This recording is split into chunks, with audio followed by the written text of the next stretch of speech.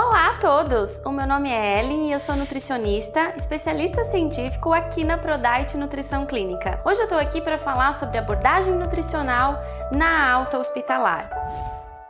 Então, a alta é o momento de garantir a continuidade do cuidado fora do hospital. E para isso, os fatores que estimulam ou dificultam o progresso desse cuidado devem ser identificados. Falando de nutrição, nós temos que até 80% dos pacientes têm dificuldades alimentares e até 70% desses pacientes têm falta de apetite. 1 a cada 2 pacientes hospitalizados estão desnutridos, 50% dos nossos pacientes desnutridos. E a maioria desses pacientes sai do hospital com o mesmo estado nutricional da admissão e cerca de 20% ainda pioram seu estado nutricional. Por isso, o combate à desnutrição tem ganhado uma força global. A Sociedade Brasileira de Nutrição Parenteral e Enteral tem a campanha do combate à desnutrição. No final do ano passado, nós tivemos a publicação do GLIM, que visou construir um consenso global dos critérios diagnósticos para a desnutrição. E quando a gente fala em desnutrição, não é só um déficit alimentar, uma deficiência de micronutrientes. Nós temos situações envolvidas relacionadas à doença com inflamação, doença crônica aguda. Temos pacientes caquéticos, podemos ter pacientes sarcopênicos, pacientes obesos e sarcopênicos, ou seja, pacientes que são obesos e desnutridos, e também no contexto da síndrome da fragilidade. Isso nos faz pensar quem são esses pacientes que vão para casa no momento da alta hospitalar, quem são esses pacientes que vão continuar o cuidado fora do hospital. Podem ser pacientes que passaram pela UTI.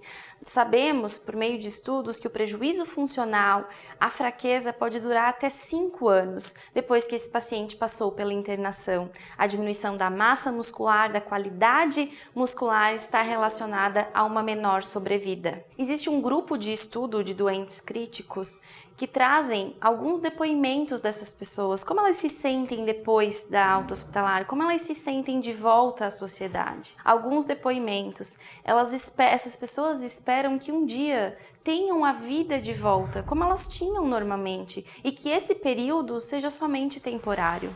Outros colocam que vão médico após médico e que eles parecem não entender o que eles sentem ou parecem não acreditar. Também podemos ter na nossa frente, na alta hospitalar, no paciente oncológico. E novamente aqui, a menor massa muscular indica uma menor sobrevida. A gente sabe que pacientes sarcopênicos têm maior toxicidade, independente da terapia antineoplásica. Pacientes idosos podem estar na nossa frente no momento da alta hospitalar e a gente sabe que a desnutrição está relacionada à menor função física, que acarreta um maior risco de quedas, fraturas, maior dependência, consequentemente menor qualidade de vida. Com isso, maiores chances de hospitalização e maior mortalidade. Então eu trouxe alguns exemplos de pacientes que podemos ter na nossa frente no momento da alta hospitalar para a gente pensar nessa recuperação em casa. Mas em indivíduos saudáveis, qual seria o impacto da perda de peso? Qual seria o impacto dessa piora no estado nutricional? Para isso eu trouxe aqui um experimento de outro contexto, da época da Segunda Guerra Mundial, em que as pessoas passavam fome e os pesquisadores estavam preocupados em qual é a melhor maneira de recuperar essas pessoas. Para isso, então, eles recrutaram voluntários, mais de 400 homens se candidataram, sentindo o dever de contribuir com a sociedade, uma vez que eles não tinham ido para a guerra, e os pesquisadores chegaram ao final de 36 voluntários adultos saudáveis que eles consideraram fortes o suficiente para aguentar psicologicamente e fisicamente o experimento. Este, então, consistiu numa fase de 3 meses de padronização da dieta e seguindo, então, para 6 meses de semi-inanição. Esses homens passaram de uma média de 3.200 calorias para 1.800 por 6 meses, mas em ambos períodos eles continuaram fisicamente ativos, tinham um estilo de vida ativo. E foram, então, para a terceira fase do estudo, que consistia nos 3 meses de reabilitação. Eles dividiram os homens em 4 grupos e cada grupo recebia diferentes acréscimos calóricos, começando por 400 calorias. O que eles viram é que com 400 calorias por 3 meses, nada mudou. Esses homens não conseguiram recuperar o estado nutricional. Em média, esses homens precisaram de 4.000 calorias e mais do que 3 meses, chegando até a 2 anos. 2 anos para a recuperação do peso inicial. Veja o depoimento de um dos voluntários comemorando o ganho de peso. Finalmente ganhei peso, mas eu estou flácido. Infelizmente, não ganho músculo, não ganho massa muscular.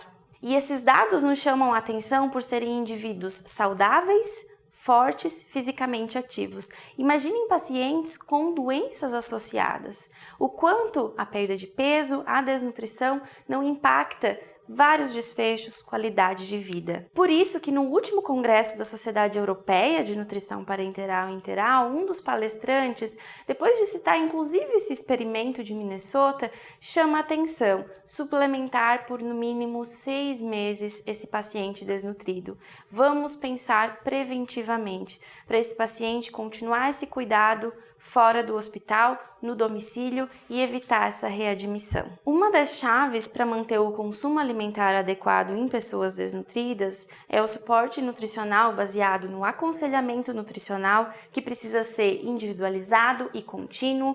Aumento da densidade energética acaba sendo uma estratégia que a gente consegue usar principalmente naqueles casos de falta de apetite desse paciente, e o uso de suplementos nutricionais orais. No momento da alta, esse paciente também pode ter a necessidade da nutrição enteral. O importante é que ele entenda a importância de recuperar o seu estado nutricional, manter seu estado nutricional, não perder peso. O uso do suplemento aumenta a ingestão alimentar sem alterar o apetite. Então, o paciente realmente suplementa a sua alimentação com calorias, com proteína, consequentemente aumenta o peso. Também temos dados de diminuição das complicações, da mortalidade, melhora da cicatrização de feridas e da função cognitiva. Uma revisão interessante aborda o custo-eficácia do suplemento na comunidade, no ambiente de home care. E eles trazem então que o suplemento diminui a hospitalização, os pacientes têm menos infecções,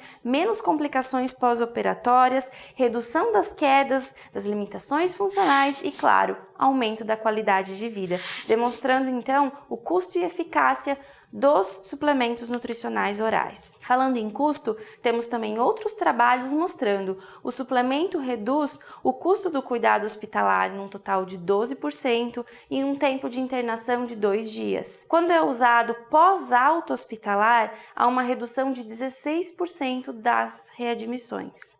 Dessa forma, o que fica de mensagens para casa dessa apresentação de alta hospitalar é que as intervenções nutricionais são necessárias não somente antes, durante a hospitalização, mas também depois. Precisamos prevenir a perda de peso desse paciente e otimizar a sua recuperação plena, diminuindo as complicações, readmissões e a mortalidade. Muito obrigada pela participação na aula de hoje. Se tiverem qualquer dúvida, entre em contato com a gente e fique acompanhando as nossas redes sociais para as novidades. Obrigada!